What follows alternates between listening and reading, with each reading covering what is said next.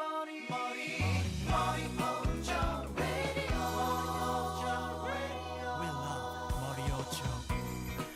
All right, Joe and I are here talking about Jojolion. Hi. Yeah. Hi.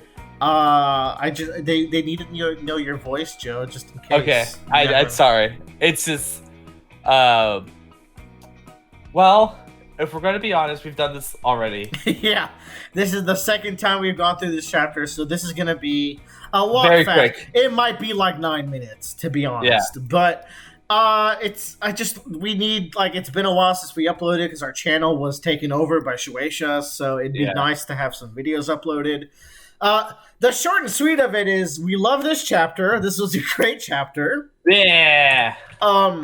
Let's speed run through some of the stuff we talked about the first time we did this. That was a great talk. You need to trust us, audience. We had a lot of fun. We were on fire. We were like, we figured out the end of One Piece by the end of it. It was great. In the Jojolion talk. It was fantastic. Yeah, we just had this mind meld. But first things first, the title, the cover page, I just want to say it again. Really love it because it's a tarot card. It matches up with Kato ability, and harkens back to original stands, which were tarot cards. You know. Oh, that is nice. You didn't say that the first time. See, this one's even better. Bonus content. Bonus content. The second page, I like how Josuke is reminiscing on Kei and Rai, who had to die to get him here. But the chapter is mostly consisting of Kato and Yasuo telling Kato not to touch the rock human 4 to 5 times. She has to say it. Yeah. We talked about how godlike it is that we haven't seen Kato in years, and the first thing she talks about is Inka no Memeze potatoes. But we get to see her stand Space Trucking in action, so it is worth mentioning that Space Trucking is not a name I liked originally. Because I think the main reason is that it doesn't actually fit the naming scheme of the Higashikata family, because the eldest should have King in the beginning, like King Nothing. But she's like Hato and Jobin, where it's in the middle, where it's Space Truck King. Actually, it's even worse. It's in the third, like Tsurugi. Yeah. But that being said, when someone broke down that the name is Space True King, I was like, okay, that's pretty badass, especially with how this arc plays out. As she subdues Toru, which, again, kind of a little bit of plot hole where it's like, I'm going to throw these cards on you, and even though this would have been called a pursuit later in the arc, right now it's not a pursuit just because my intentions are pure, even though they're not pure. That part's a little messy. That is the one thing I could critique about this chapter. Yeah, it's very much weird, but we like her stand ability where it just like whatever it is phases out of existence, but still exists for every other purpose so far that we know. Like, it doesn't sever Toru's hand. His hand is still attached to his arm. It's just he can't control his hands necessarily because the arm doesn't exist. He's pretty much pinned down by the space compression that is her stand. Yeah. The head doctor shows up, but Kato has a plan up her sleeve, which we will see at the end of the chapter, but this does lead us to a little flashback she has with Jobin, where I will point out again that Jobin's cuffs are a cute, like, Speed King goggles, which is great. But the crux of this flashback is Jobin being stressed out about the fact that they're going to be attacked now that they have the new Rokakaka, and he has to hide it from his father, and he doesn't know what to do. Should he hide? Should he keep hiding it from his father? Should he keep the Rokakaka? How is he going to handle people that's going to attack him? Jobin has been stated to be dead multiple times throughout this arc, which I do not want to believe is the truth.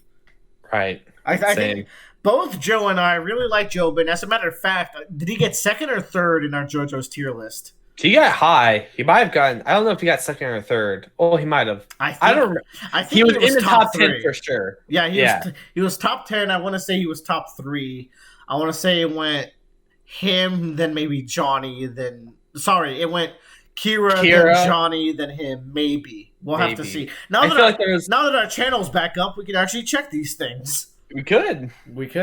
But I like this because, like, Jobin is not someone who fights for the thrill of it. He doesn't fight to conquer others. He fights to have his endless summer vacation, which is a plot point that's brought back again this chapter. And that means that he wants his family to be so well off that they don't have any worries. And in this chapter, as he's faltering, Kato slaps him and hits him with a very not super nice line of, it goes without saying that the good of your family outweighs ethics. Set your mind to that, which we talked about how some people are like, we're not sure what kind of character Kato is now. Like, I thought she'd be the main villain, but now she's like maybe an ally, or maybe she's not a bad guy. She's bitch, she killed a child. We said this last time, we'll say it again. She murdered a child. She is a bad person who is instilling a family versus everyone else ethics into her son. Now, maybe you could argue that those are all right ethics, but I don't know. But like, that's also what makes Jojolion good, is that like it's also what makes Steel Bun good with its villain, is that like Steel Bun. Steel Bun Roll. What Steel Ball Run is like, the main villain, you understand where they're coming from. Like Valentine just wanted what was best for his country. Kato just wants best for her family. And so does Jobin. The problem being is the way that they go about those things puts others in harm's way and does more like probably damage than good for everyone else, which is what makes them villains, which makes them compelling, which makes us like those characters, and we see them have these conflicts with our main characters. Yes. Especially when our main characters also have selfish desires. Yeah, because Josuke's going to show up with Toru already defeated, most likely. So he's going to have, like, we talked about how there is no Rokakakakas left unless Kato stored one. And that is the one that the Harvest Timer is counting to. And she did store one of the branches at the very least. She might have stored a whole plant. And that might still grow and be the plant that is used to save Holly after a bloody fight that is coming up. But it could also be that she's planning to use it on Jobin to save him. And we think right now to also then combine with Norisuke, however you want to pronounce it. Get off our dicks, please. Combine them together, because that kills two birds with one stone for her. Like, she can bring her son back that she loves, but then at the same time eliminate this one person that is probably keeping her away from the rest of her family. Yes. We also talked a little bit about Toru and how, like, some people are like, man, I still don't understand Toru's motivations. And you and I were both like, I feel like we got it from that flashback. I think people were looking at, like, a very deep motivation from Toru, akin to Apuchi, when he's not the main villain. And I don't think either of us were super convinced he was the main villain, right? We were pretty sure that he was the penultimate villain throughout. You can check our videos. We were always kind of skeptical about it. Yeah. It was a long fight, but, like, a long fight doesn't necessarily mean, like, the ultimate evil or, like, the prime. Like, Toru isn't, like, the biggest thematic obstacle in the way of Josuke, right? Yeah, like, the longest fight in part 5 is the train and mold fights. And then in part 3, there's Vanilla Ice, who kills out 2 party members before being taken out. So nothing is, like, out of the ordinary. Also, like, Jojolion's more complex than a very simple good versus evil story to begin with. It basically have 3 parties. You have Josuke and Yasuo, who are trying to fix Josuke's mom. And Rai, rest in peace. And Rai, R.I.P. And Nijimura, R.I.P. R.I.P. You have that group. You have the rock humans that are just, who have the shallowest motivation, but, like, they're the kind of the instigators where it's like they just want power and they are going off of their own instincts of finding a place of security and power for them. Yeah. And then you have the Higashikatas have to deal with a curse and healing that curse, and the fact that there's so many family members with the opposing mindsets that there's turmoil within that entire faction to begin with. Yeah. But on the topic of the rock humans having the shallowest motivation, I think what's cool about their shallow motivation is that, shallowly speaking, they're also given a short stick as far as creation, like creationism is concerned. They're a backup to carbon-based organisms. So it's like, we're already ordained by whatever created us to not be the number one. We're going to climb out of that stigma and take over in our own way. And I think that's really cool. Toru has a whole thing about saying that like the rock on top of the hill that sees all the dreams pass by. And I feel like he wants to be that rock. Is kind of like what we concluded after talking about that for a little bit. He wants to be able to be so high, and the thing is, they are all looking for the same thing, which is also once again like why it's a compelling narrative, is because they are all vying for the same thing, which is safe and security for the people that they love. Yes. Right. Yes. So. And some of them are much more selfish about who that person is. Like the rock humans, it's literally just themselves. For Jobin, it's his family, and then for Josuke, it's the mom that is technically not his, but also his. So it's very like Josuke's motivation goes kind of deep when you get down to it. It's very metaphorical. Mm-hmm. But like that's why like you get rid of Toru, but he is the motivation that is like, oh, this is just like the basic inconvenience out of the way in terms of like, because now you have somebody that will actually probably fight or die for what they want and tear everything down around you to make sure that you might not want to keep doing that. And this leads us to the final page where Toru completely swerves the audience by healing Tsurugi and not Jobin. We all thought that it would be kind of like a Jobin-Toru situation. Now, we also mentioned that this is not a fusion. If you're confused, this will not be a fusion. It will be a transferal, because there's three methods. There's the eat a fruit, eat the normal Rokakakaka and sacrifice part of yourself for another part of yourself. There is the wall-eyes, which fuses certain things together. There is the new Rokakakaka, which will fuse things between two people. So it's kind of like the wall-eyes between people. It will transfer it. So like in a healing method where like we specify or we theorize that like a curse is a higher magnitude injury than physical injuries, which is why, despite him being a rock human and having higher compatibility with the fruit, we still think that Tsurugi's the one that's going to get healed off of this, and that might still have some effect where it awakens Paper Moon King Requiem or whatever it might be. But and then there is the combination of eating a grafted fruit and going underground, which is a genuine person fusion, which is what Josuke is.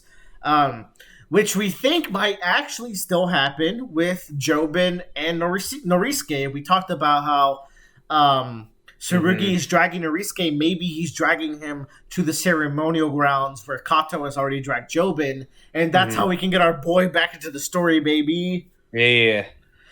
He might come back with a different name, which would be wild. I don't know. He needs to be Jobin Higashikata. What if he becomes Josuke too, because Norisuke and Jobin like combined together? Whoa!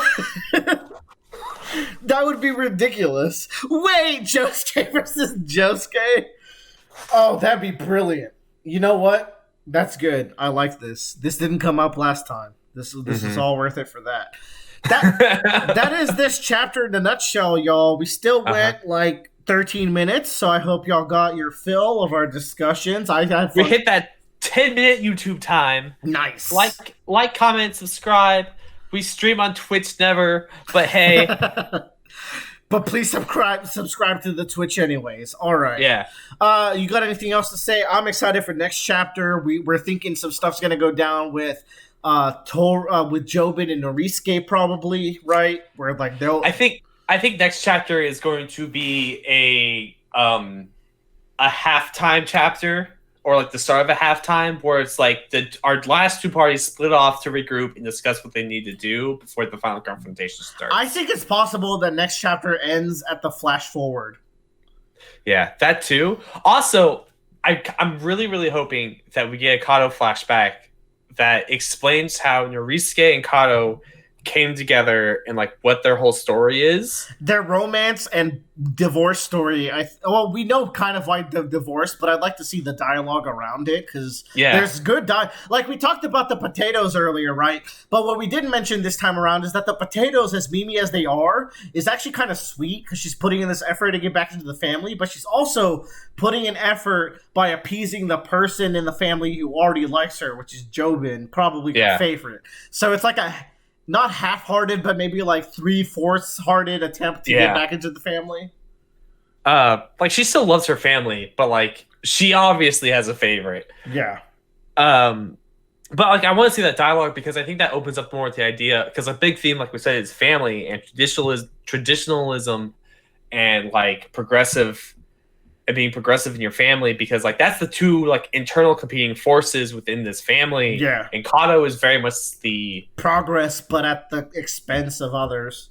Yeah. So I feel like we need to have that kind of like how these two meet, like or like what was it that brought them together? Like were they forced together? Were they like, like arranged marriage kind of deal? Yeah, we talked about how she could be Valentine's descendant in some way with her space powers. That's always on the table. But like that's what I'm hoping for like the next few chapters is that we get some sort of like backstory as to because she's so cold toward Norisuke even after this whole thing. Like, I mean, he's colder. Yeah, than true. She is. But like there's like no connection there. They just like don't talk to each other and they ignore each other. So that's just what I want to beat about more. Yeah. Also, Kato's a Jilf. Thank you for joining us. Join us next time.